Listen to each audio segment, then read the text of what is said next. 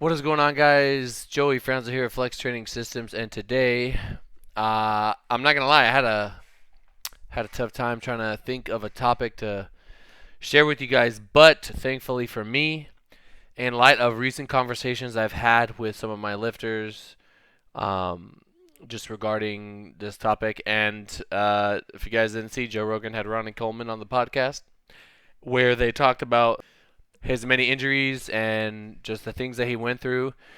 I thought that I could tell you guys little story about me, talk a little bit about Ronnie Coleman and his injuries, and then just sort of end the video off with some hope, or some just just just a little bit better understanding of just the mentality and the methodologies behind, specifically just really bad back injuries and things like that. Now, obviously, I'm not a doctor or specialist, but I do have my own experiences, and I do think they provide some value. And a lot of this is just going to be speculation, but I think with the experience that I've gathered over the years, I've come up with a very somewhat like just a good solution to stuff like this. So, yeah, I'm just gonna start. So many years ago, many moons ago, um, I I ended my football career. I just stopped playing football because I had decided that it was just not the direction I wanted to continue down. But on that path to playing football, I realized that I had truly deeply had a love for lifting weights. Um, I I had always lifted weights and I had always loved lifting weights, but I just kind of wanted to get the football out of my system before I sort of committed to it, and I did that. But transitioning out of football, I had a bunch of injuries. I had a bunch of issues with my body, that healed up over time, but one that was very persistent was my back. My back had always just kind of felt weird whenever I did anything related to conventional type deadlifting or hip hinging motions. And football did not help this at all, especially what would hurt me the most is, like, let's say I'm blocking someone and I'm driving into them, and like I have that arch in my low back as I'm pushing. That would cause me issues. Um, so I stopped playing football. I started lifting weights, just trying to make my body stronger. But I avoided deadlifting because I would always have this like weird pain, and I would never know really how to solve it. And I remember one day I was doing lunges, and I felt like it literally felt like someone let the air out of a tire. And in the moment, I was like, "Oh, that didn't feel right," but whatever. And then I put the weight away. I was so dumb. I was holding like 120s in each hand, trying to do lunges for sets of six or something stupid. Um, Granted, this was back in 2000. It was year 2012, maybe a little after. I'm not sure, but anyway, so I hurt my back doing that. I remember sitting in the car and I had extreme sciatic pain in my left leg. Like that, I felt that area that had always bothered me for years in my back, but that specifically, my left leg, that thing was on fire. No matter what I did, no matter what position I could get into, I couldn't fix it. I didn't have a lot of money at the time, so I remember I got whatever free health care I could, went through the process. And I remember going to a doctor, and he gave me just like really strong pain pills, right? I was so desperate, that I took these pills, but right away I figured out, like, yo, these pills are drugs. Like, these pills literally, when you don't take them, you want to take them. And I only took it probably once or twice. I remember just like being in so much pain that I would just want to sleep. I would just want to sleep my life away. Like, I wouldn't want to do anything. Everything would hurt so bad to the point where, um, I just found relief in sleeping or laying down to an extent. And I remember dropping out of school at the time because it was difficult for me to sit in a chair. I couldn't train legs. I had gotten really shredded, and then I got this injury, and I just said, fuck it. I didn't care. I just was just doing whatever I could to take my mind off of this pain. And it was super chronic, and it never went away. And I tried to take time off, and I would say for a good 60 days, 2 months, I couldn't do anything. My entire life had been very devastated from this point. I still had to train my clients. I was a personal trainer at the time. Um, I was working retail. I was a personal assistant for a wealthy person, and what else did I do? I had another job. I don't remember what it was, but oh, I did security on the weekends. So I was messed up, man, and I was just kind of like, I'm this young guy who's going through these things, and I just told myself I have to. I remember being so messed up that I truly didn't believe that there was any way that I would be able to get out of this. Like I just truly wouldn't. Like I just did not see. Like this pain is so prominent. This pain is so like your ability to feel with your fingers is how like consistent this pain was. Like it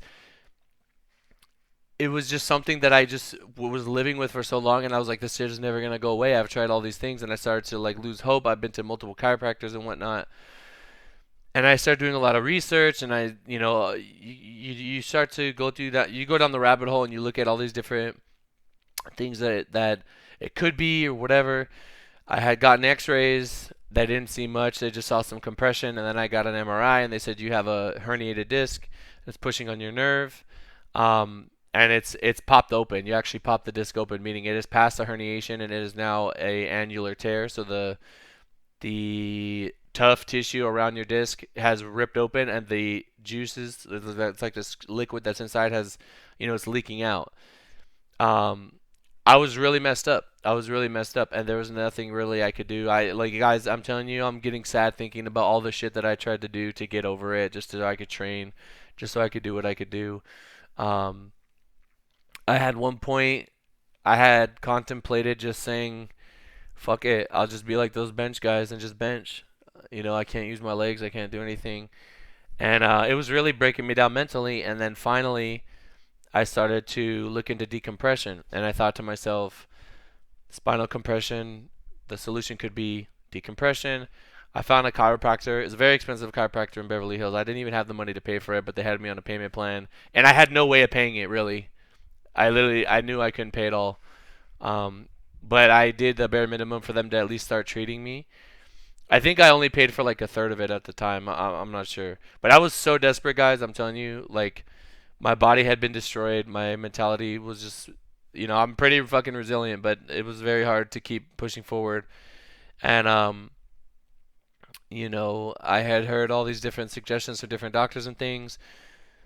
Before we get to this chiropractor, I remember I had met Tina around this time. And actually, no, I think I went to the chiropractor first, and I started to get some relief to get rid of the pain in my leg, like the sciatic pain that was crazy.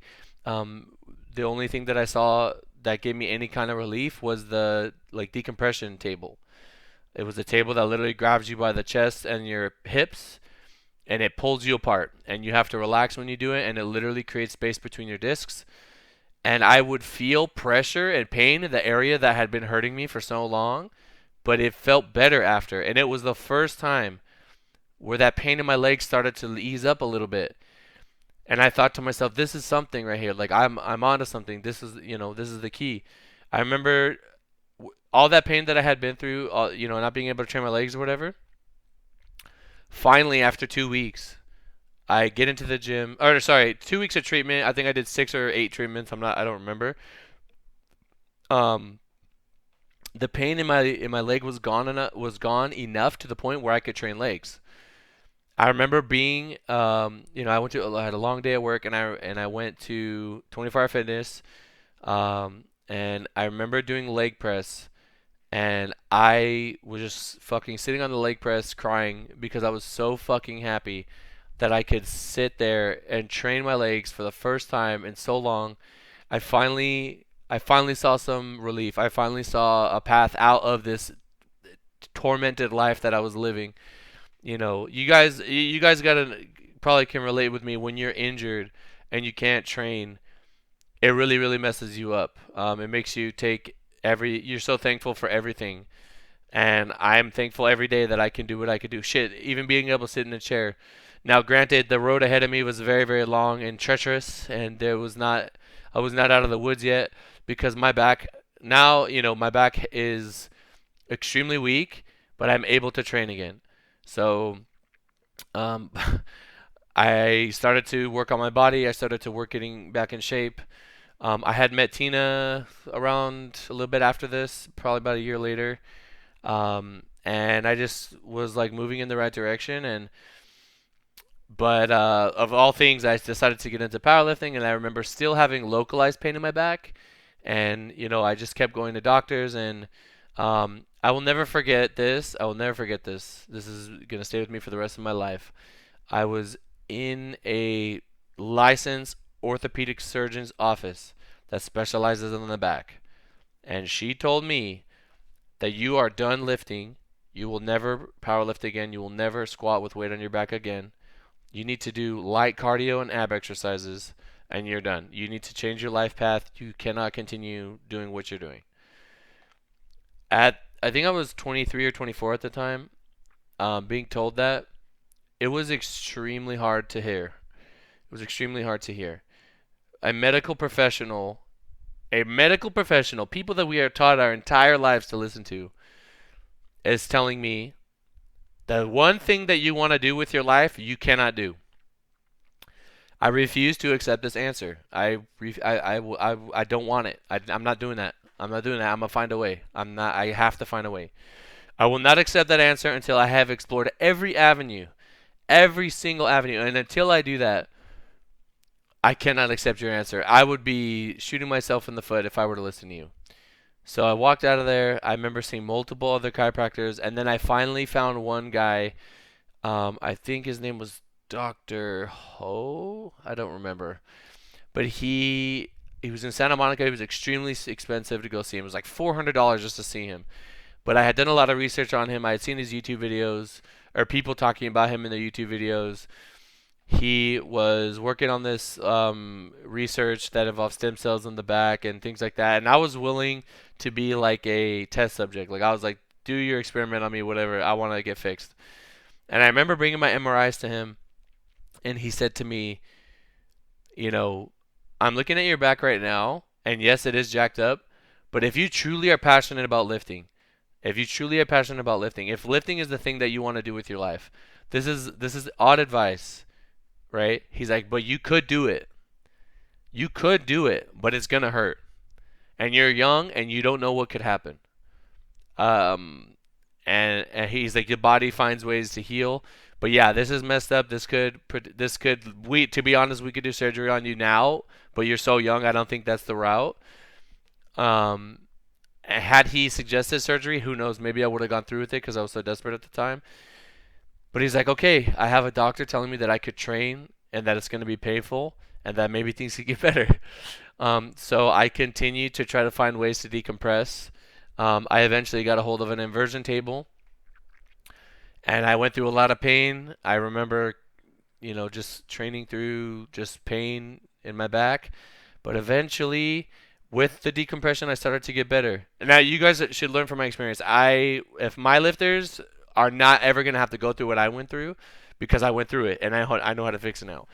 But essentially, if you think about the mechanics of your spine and how we have our intervertebral discs, we have these sort of cushions in between them. Or sorry, you have your vertebrae and you have these cushions between them. And we're powerlifting, right? So we're constantly smashing the shit out of our backs. We're smashing our backs. We need to find a way to reduce this. Now, some people, it's a very individualized thing.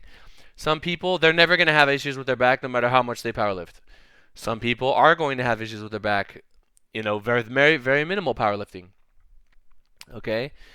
And if you think about it, creating some sort of space, being able to open up that area in a safe, controlled manner is going to allow us to sort of redo the damage that we're doing to ourselves. I mean, there's a lot of other benefits from decompression, just like better blood flow, better circulation, better, supposedly, like better, your nerves work better because they're not being smashed all the time. I don't know about that. All I know is the only thing that showed me any kind of relief was decompressing. Now, I couldn't afford to keep going to that super expensive um, chiropractor in Beverly Hills. So I said, you know what? I could mimic this. on an inversion table, and that's what I did. And I remember I started to get better slowly over time. I started to stay into powerlifting. I still had trouble sitting. I still had trouble getting out of my car with one leg. I still do this to this day just to be safe. I turn both feet and I put both feet on the ground, and then I stand up together and then I get out. I don't just do one leg because when I said originally when I got hurt, I was doing lunges. I learned to stay away from movements that were offset. So anything that involves loading one side of your hips more than the other. So sumo deadlifts with mixed grip is something I had to stay away with. Lunges. I couldn't do single leg press. There was a lot of stuff that really irritated me. But yeah, so I just had to stay away from that stuff. And I slowly got better over time. And I remember coming back from the Arnold. I had re-injured my back at the Arnold 2016. And I remember sitting on the plane being in a shit ton of pain. And I just told myself, I need to take off my belt. I need to train my back. I need to make my back solid. That area that's injured, I need to build so much muscle there that this never happens to me again. Right? I want to reinforce that area into another world, right? And that was like the key for the next 4 years till we are today. Just continuously building my back, doing rows, specifically right above the glutes, that area, just like building that area like crazy. Hyperextensions, dumbbell RDLs, wide grip RDLs, regular conventional deadlifts, a lot of beltless work, front squats, everything. I was just smashing my back with all the compound lifts that I could. Um, and today, you guys have seen I've squatted 750 pounds pretty easily in the gym. Meet day was another story, but you guys know I got sick. I squat, I still don't like deadlifting, but I can do it now. I can actually train it. I could do volume, whatever. Um, I made a complete 180. I made a complete turnaround. It literally changed my entire life. I have not felt that pain since, that crazy pain, knock on wood. I decompress regularly. I know how to decompress with my hands. I can put my hands in my waist and literally crack my back. Tina hears me do it all the time. And I went from a guy who was told by a medical professional, you will never do this thing again, to squatting 750 pounds in a freaking IPF sanctioned meet, right? Some people say the Arnold is. I'm not sure. Sometimes it is, sometimes it isn't. It just depends on what year they want to do it. But anyway, like, if that right there doesn't show you guys, like, yo, you could be anything. You could be anything your body throws at you. You could be any injury. You could come back from anything. Share this with people. Tell them, yo, Joey was told by doctors he's done. And look at him now. People see me and they don't know that. They don't know the adversity that I went through. They don't know the shit that I had to go through to become the person that I am today, the coach that I am today. I am truly thankful. This is going to sound nuts, but I'm thankful I went through that overwhelming amount of adversity, that mental strain, because it made me who I am today. I remember sitting at a different commercial gym, 24-Hour Fitness.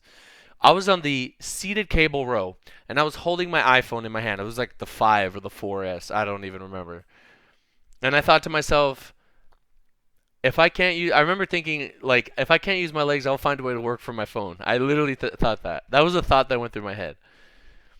My body was destroyed. Who knows? I probably never would have gained the weight and gone up to 120s if I never hurt my back. Right?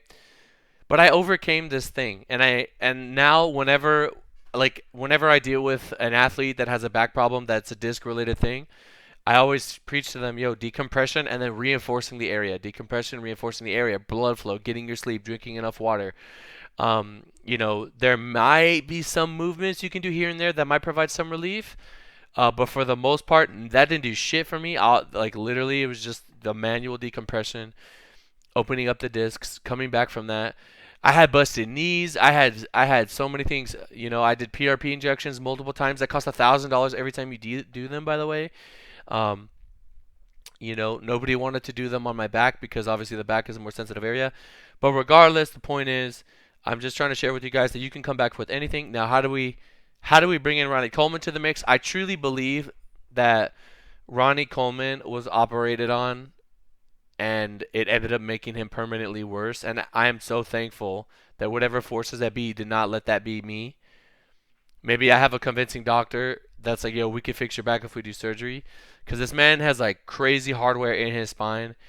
and he's in a wheelchair. I saw him at the Arnold a couple years back, and it was so depressing to see him at the airport in a wheelchair. One of the greatest bodybuilders of all, the greatest bodybuilder of all time. One of the strongest bodybuilders of all time. Literally paved the way for us today. Um, I just believe that he was probably super committed to being the best to a fault to the point where he would not address his injuries and would just push through it. And also he had just bad management. I just, if somebody told him, yo, you just got to decompress your back, like try to help free up that disc. Granted, that's just my suggestion. Who knows? Maybe his mentality would not have allowed for him to sort of get through that in the way that I'm describing. Um, but I just look at Ronnie Coleman and I think I'm so thankful that I didn't get operated on and they take out my disc and do all this stuff because I don't want to end up in a wheelchair. He seems to have a good outlook on life despite all the shit that's happened to him. I encourage you guys to go watch that podcast with him and Joe Rogan, but it's just like I think that now we have a lot more information. We understand that it's about being smarter, not working harder. You are going to have to work hard to be your best, but sometimes, working hard is just chill out. You know what I mean? Um, there's still ways to maintain your progress. There's a lot of stuff that you can do to just prevent catastrophic career-ending injuries. And I think the hard part for our generation is we've had a lot of people in the past. How many of those old heads in the gym that come up to you and say, "Oh, I used to do that in my day back in the day, but like now I have bad knees or whatever." You know what I mean? They just didn't know. Look at Tom Brady. We have guys right now competing at the highest level, older than they've ever been, and that's just a testament to being smarter and not just running yourself into the ground and getting hurt and being a tough guy. It's not about being tough. The smart guy's gonna beat the tough guy in the end. You know what I mean? Um, so there's just a lot that I want to talk about. This video is already going super long, and I have to go live on Twitch, by the way, right after this. Um, so I just wanted to get that out there. I just wanted to tell you guys that story. Nobody knows the adversity that you go through that makes you into the person that you are today. If somebody tells you no and that's an answer that you refuse to accept, then you owe it to yourself to do whatever it takes to find the answer yourself, find out, make sure there's no stone unturned, and come to a conclusion at the end of it all and decide, is this a thing I want to do? Can I beat this thing? Do I want to continue? Whatever. I didn't want to look back at my life and be like, man, I really wish I would have stayed in powerlifting. Powerlifting has given me everything. It's given me friendships. It's given me financial security. It's given me passion to pursue. It's given me, something that I can put my heart and soul into and be rewarded with, not only helping people realize the potential themselves, but so many other things. So, um, like I said, I could continue on this topic. Maybe I'd do a podcast with someone on this later, but I just wanted to give you guys something that I think is very powerful and can just be somewhat inspiring and just help you be a better person.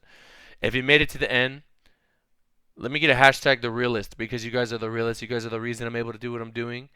And if you know anyone that's got a messed up back or if you know anyone that's going through some shit, then send them this story. But yeah, thank you guys so much for listening. I'll see you guys on Twitch right after this. I'll talk to you in the next one. Peace.